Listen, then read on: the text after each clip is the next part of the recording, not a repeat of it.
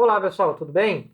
Hoje a gente vai começar com a aula 3, certo? A nossa continuação, ok? Hoje nós vamos tratar dos processos de eletrização, certo? Bem, na última aula foi que eu falei sobre carga elétrica, né? Eletrização. Sobre a carga elétrica e a questão das interações elétricas, né? Força elétrica, ali, o que é o corpo carregado positivamente, negativamente, muito importante entender isso. E hoje a gente vai ver os processos de eletrização, certo? Bem, os processos de eletrização são os processos onde eu vou obter como resultado algum corpo que não que antes não estava eletrizado e agora passa a estar eletrizado. Ou até mesmo situações onde envolve uma mudança na carga elétrica de algum corpo. Né? Nós veremos três situações. A primeira, a chamada eletrização por atrito. A segunda, a chamada eletrização por contato. E a terceira, que é a mais complicadinha, a chamada eletrização por indução. Ok? Então vamos ver esses três processos aqui, ok? Como é que é feito? A eletrização por atrito, de certa forma, a gente já viu um pouco, né? E o contato acaba sendo um pouco intuitivo, certo? A indução que é um pouco mais complicada, né? Mas bem, vamos ali por partes. Então, primeiro aqui, começando, tá? Pela eletrização por atrito, ok? Como é que funciona? Bem, o próprio nome já diz atrito, certo? Então, é através de um processo de fricção entre corpos carregados, né? Só ajeitar aquele fricção que eu coloquei no lugar errado. Opa. Ou seja, eu vou pegar dois corpos e esfregar um no outro, basicamente, né? Então, a gente pode pensar inicialmente o exemplo da última aula, que eu utilizei sempre um balão, né? Certo? Então, vamos ter aqui um balão, ok? E eu vou utilizar um pano neste balão, né? Lembrando, eu não comentei sobre condutores, isolantes elétricos, mas é importante a gente entender que tanto os condutores quanto isolantes, tá? Condutores e isolantes, eles vão possuir carga elétrica e eles podem sim estar eletrizados, certo? Só que condutores, né, as cargas, elas se conduzem, né, se distribuem no corpo. O isolante não. As cargas, né, se um isolante fica eletricamente carregado, por exemplo, essas cargas ficam presas naquela região onde houve a eletrização, né? Por isso eu estou utilizando o balão. Bem, o balão é de borracha, borracha a gente sabe é um isolante elétrico. Se eu esfregar um pedaço de pano no balão, tá? Vou dizer que eu vou esfregar nessa região aqui, ok? Esfreguei aqui, tá? Fazer esses risquinhos de que foi esfregado, certo? Bem, naquela região do balão, tá? Eu vou ter uma certa quantidade de carga elétrica. Né? Vamos supor aqui, independente dos tipos de material, tá? Vou dizer que essa região acabou ficando com um acúmulo de elétrons, né? Fazer bem nessa região aqui, ok? Pois o balão não é um condutor, então essas cargas não conseguem se mover através do balão, vão ficar ali.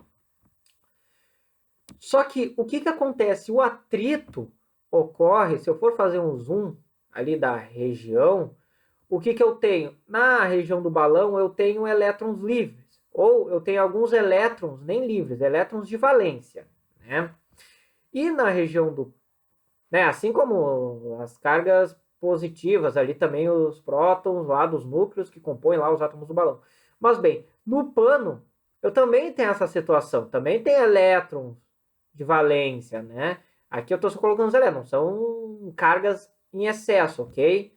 Cuidado. O que acontece? A interação entre esses aqui, devido ao atrito, faz com que ocorra uma transferência de cargas de um para o outro.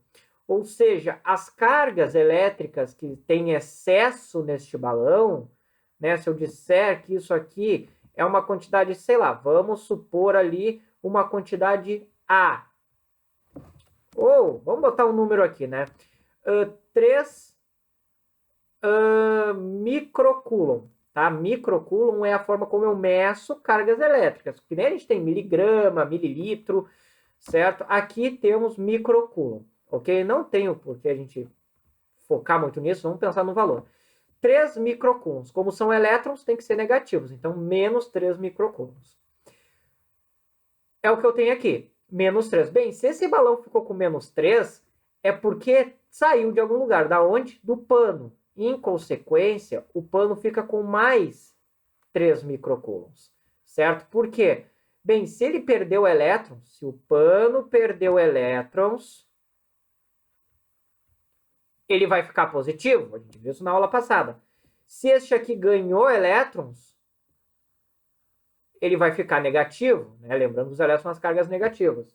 Certo? Mas, bem, se este ganhou, é porque alguém perdeu. Então, tudo isso aqui é uma grande consequência, né? Então, a eletrização por atrito, ele traz isso. Primeiramente, as cargas vêm de sinais opostos, né? É bom a gente anotar alguns pontos essenciais, certo? Sinais opostos, por quê? Porque um vai perder elétron, fica positivo, e o outro ganha elétron, ficando negativo. Outro ponto importante é que eles terminam com o mesmo módulo de carga. O que é o módulo? O módulo é o valor, né? O que eu quero dizer com o mesmo módulo de carga? Que se este cara ficou com 3, este aqui vai ficar com 3 também, né? Só vai trocar o sinal, ó. Um fica menos 3, o outro fica mais 3. Se ele ficasse menos 2, mais 2. Menos 5, mais 5. Certo? E importante também que, olha só, como eu tenho cargas opostas, qual é a tendência desses dois, né, ao final do processo, se eu aproximar eles? Bem, a gente tem um balão negativo e um pedaço de pano positivo. O que eu vou ter entre eles? Eu vou ter uma força de atração, né? Eles vão se atrair um pelo outro. Então, isso acontece não entre só o balão e o pedaço de pano. Se uma pessoa às vezes está com o próprio moletom, por exemplo, durante o dia, né? O moletom vai causando esse tipo de atrito, né? Pensando no moletom, um pano, o balão, a nossa pele. O pano, né, que compõe ali a roupa, o moletom, quando é muito justo, devido a essa fricção que faz na pele da pessoa, acaba gerando esse acúmulo de cargas, né? E acaba, né, vamos dizer assim, atraindo os pelinhos do corpo, por exemplo, quem já teve uma sensação assim estranha, ou quando vai tirar o moletom, gruda o cabelo. Por quê? Quando o cabelo é comprido, né? Por quê? Porque o cabelo se atrai pelo pano que já está carregado, né? Então, são consequências. Sempre quando a gente vê algo assim, né, que tu vê uma, tipo, parece uma atração estranha, parece que uma coisa gruda na outra, é porque temos sinais opostos aí agindo, ou um deles está neutro, né? Mas aí que nós temos. Também dá para fazer isso, um pedaço de pente, esfregar no cabelo, um pedaço de pente, o cabelo gruda, alguns fios de cabelo acabam grudados, né, entre aspas, no pente por causa desse atrito, né? Então temos essas situações. Mas aqui é um exemplo com um balão e um pano, ok? Bem, saindo da atrito, nós temos a chamada... Opa, saiu a caneta aqui. Aí. Nós temos a chamada condução de calor, né? Bem, o que vai tratar a condução? Calor por... não condução, desculpa. Cadê? Contato, né? Eu só fui ver ali se eu não tinha escrito contato. Não, é condução, é eletrização por contato, melhor. Pronto, agora sim. Por contato, bem, o nome já diz, é quando vai haver um contato entre os corpos. Vamos supor, aqui, sim, tem que ser feito entre condutores. Por quê? Porque eu preciso, né, que as cargas saiam de um lugar para o outro. Um balão é um isolante, ele não vai permitir uma passagem tão boa de cargas de um lugar para outro, né? Agora, por contato, é melhor usar condutores, né? Vamos supor, eu tenho duas esferas, tá? Fazer aqui o que representa o brilhinho da esfera. Duas esferas iguais, feitos de um mesmo metal, tá? Vamos dizer que esse aqui começa neutro, tá? E este aqui eu vou dizer que ele começa carregado. Eu vou dizer que ele começa com 3 microcoulombs, tá? Não, vou usar outro valor para não parecer que só tem o 3. Vou botar um 5. 5 microcoulombs, certo? O que o contato vai me dizer, né? Bem, supondo que isso aqui está tudo isolado, não tem nenhum tipo de condutor em contato com eles, então eles mantêm essa carga. Se eu manter esses dois em contato, tá? Fazer assim, as duas esferas, uma em contato com a outra, tá? Um contato comum mesmo. Estes 5 microcoulombs não vão ficar apenas nessa esfera. Como eu tenho condução acontecendo, eu tenho condutores, eu tenho um caminho para essas esferas seguirem. Então elas vão acabar se distribuindo não mais numa esfera só, mas entre todas as outras. Por quê? Porque num corpo condutor, e isso é importante, as cargas elas sempre ficam na superfície. Por que isso? Porque se as cargas são iguais, por exemplo, todas positivas, elas vão se repelir umas com as outras, de forma que elas vão querer ficar o mais longe possível. De fato, elas acabam, né, indo todas para a superfície, porque é o mais longe possível que elas conseguem, né? Porque elas não vão conseguir sair do corpo, mas elas conseguem andar por ele, certo? Então elas acabam se acumulando na superfície externa. Claro, isso quando eu tenho um condutor, porque eu consigo fazer as cargas se conduzirem aqui. Quem são condutores? Bem, a gente pode dizer que são os metais em geral. Tá? Então, como elas conseguem se conduzir, essas cargas vão se espalhar pelos dois condutores, porque agora eles vão conseguir achar um lugar para ir mais longe. E se eu separar essas duas esferas depois, tá? Isso aqui é para representar um brilho, tá?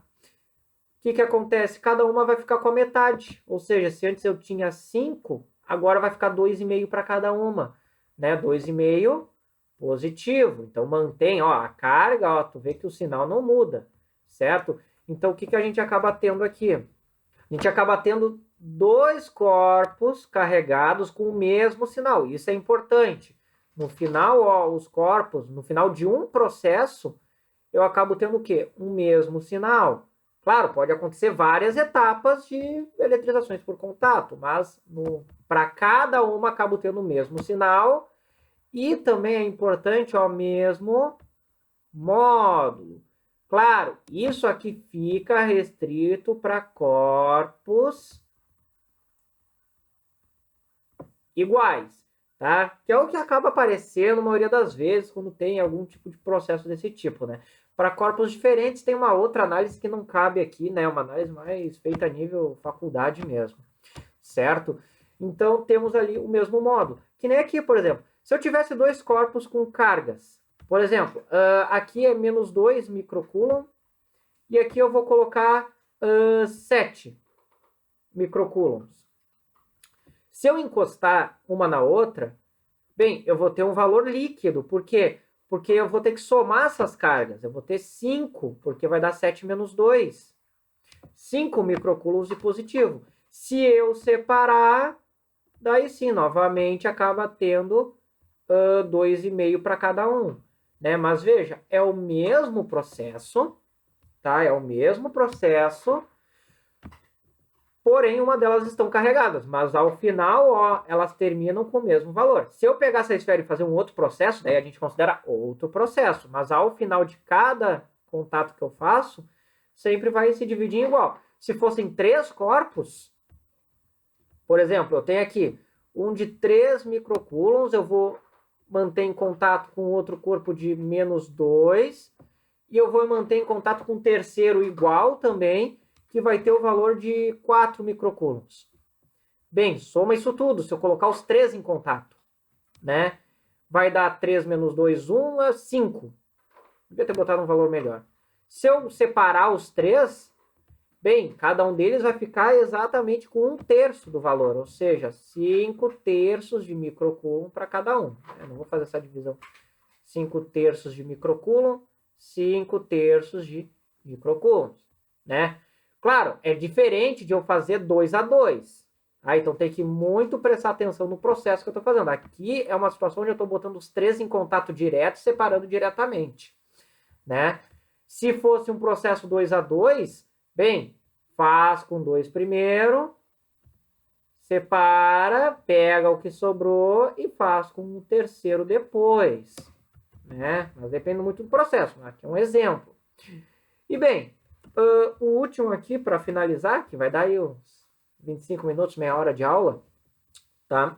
É o chamado processo de eletrização por indução, né? Ele é um pouquinho mais difícil, mas é interessante entender que ocorre sem contato nenhum, tá?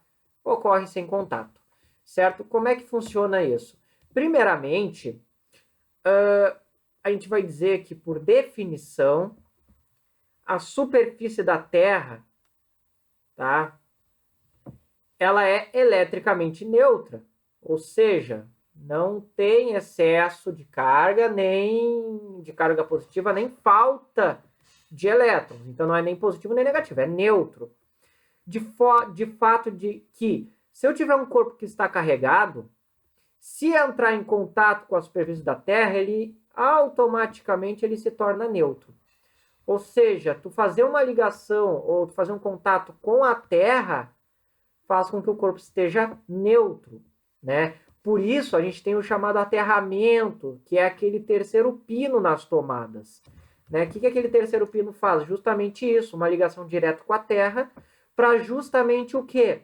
Se livrar da sobrecarga, né? Que é algo que pode acabar dando muito problema em alguns equipamentos, certo? Excesso de carga, principalmente carga eletricidade estática no equipamento, se eu consigo descarregar se eu tiver uma ligação com a superfície da Terra. É isso que faz algumas pessoas às vezes tomarem um choque, né? Por justamente estar com algo que está carregado, por exemplo, e a pessoa está neutra, mas ela vai lá e encosta nessa coisa carregada. Isso aqui faz com que as cargas que estavam aqui queiram vir para cá, né? Para a Terra, pois está neutra. E ele vai deixar tudo neutro. Para deixar neutro, ele tem que se livrar. Para se livrar, manda para a Terra, porque a Terra vai sempre absorver esse excesso de carga, seja positiva ou negativa.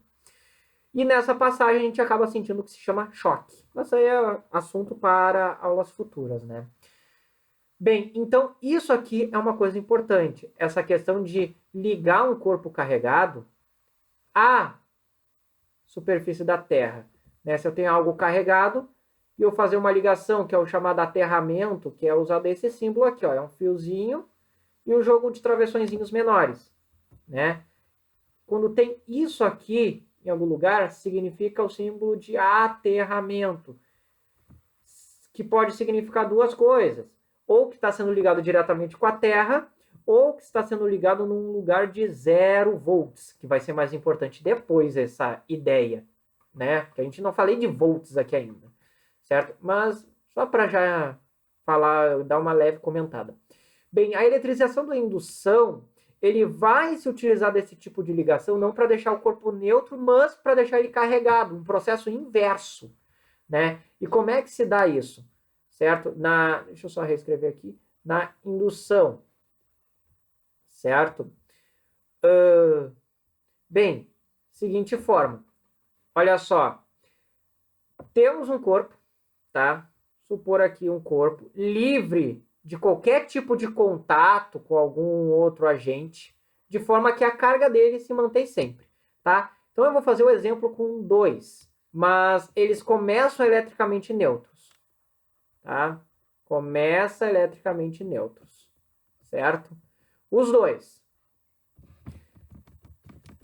E para fazer eletrização por indução, eu tenho um material, eu uso um corpo, que é o chamado indutor. Esse sim é um corpo carregado. Por que tu trouxe a Gadu aqui se ela fica choramingando, amor? Tá. Este indutor é o que vai ter o corpo carregado, né? Aqui eu vou usar um indutor positivo, aqui um indutor negativo. Não vou colocar carga em todos para não perder mais tempo, mas a gente sabe que este aqui é o chamado indutor, que é o que vai provocar essa eletrização por indução. Só que o que acontece? Quando eu aproximo este indutor, esses dois corpos, né? Eles serão condutores, né? Tem que ser condutores. Eles vão sofrer uma separação nas cargas. Neste caso aqui, ó, eu vou ter cargas negativas de um lado e positivas do outro. Por quê? Porque, ó, positivo atrai negativo. E aqui, oposto. Tá? Bem, feito isso, eu tenho as cargas, tá? Ainda com os indutores próximos.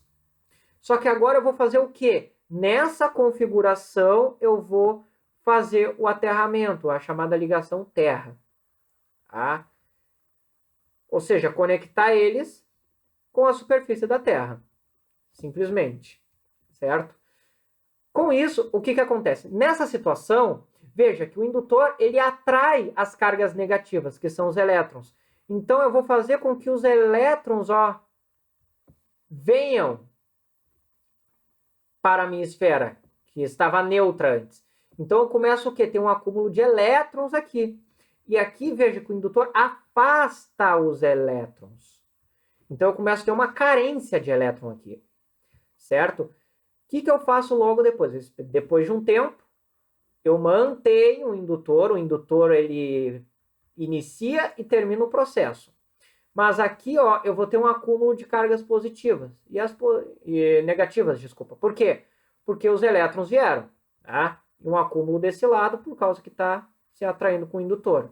E na outra situação, essa aqui, eu vou ter um acúmulo de cargas positivas a mais. Algumas negativas que sobram, vamos dizer assim. E aqui o indutor, né? Bem, agora sim, depois de fazer a ligação terra e desfazer ela, eu afasto o indutor. O que eu tenho no final? Que este aqui está negativamente carregado e este aqui está positivamente carregado. Essas bolas aqui são esferas, tá? Então, veja, aqui, ó, vamos comparar o sinal do indutor e do corpo carregado. Aqui também, comparar o sinal do indutor com o corpo carregado. Veja que quando tem o processo de indução, eu tenho sinais opostos, certo? Independente do processo. Mas se o indutor é positivo, no final do processo de indução, o corpo fica negativo. Justamente por isso que eu fiz com os dois direto aqui o tempo todo, né? Para justamente ver para onde é que vai os elétrons e mostrar que, dependendo do indutor, eu vou ter um sinal oposto ali, certo? E bem, o módulo é sempre ou igual a do indutor ou menor, né? Ou seja, a carga do corpo que vai estar eletrizado no final ou vai ser igual a do indutor, que é o que a gente chama uma indução total, ou menor, que é o que a gente chama de uma indução parcial, que daí depende de N características, como o tempo que eu mantenho essa configuração, o tipo de ligação, se isso aqui é isolante, se é condutor, certo? Que vamos supor sempre é total, ok? Certo? E, bem, outro ponto importante, tá? É justamente isso aqui, ó. Essa questão da ligação e do indutor. O indutor, a primeira coisa que eu tenho que fazer é aproximar o indutor e a última coisa é afastar ele. Fazer a ligação terra e desfazer é o que eu faço um logo depois do outro, né? Então, podemos botar uma ordem, ó. Indutor aproxima, daí faço a ligação terra, desfaço a terra e afasto o indutor. Né? Indutor, ele está lá no fim, no início e no fim. Tá? O terra é que é o meio termo, e é isso que torna a indução. Né? Se eu só fizesse a ligação terra sem indutor, o corpo ia ficar neutro. Como tem indutor, é induzido. Né? E aí a gente termina aí a explicação dos 3 processos de eletrização. Ok, tem ali a atividade para vocês fazerem, tá? E, bem, qualquer dúvida vocês podem mandar para mim, eu tento responder sempre à medida do possível. E, bem, pessoal, desejo a vocês bons estudos e até a próxima.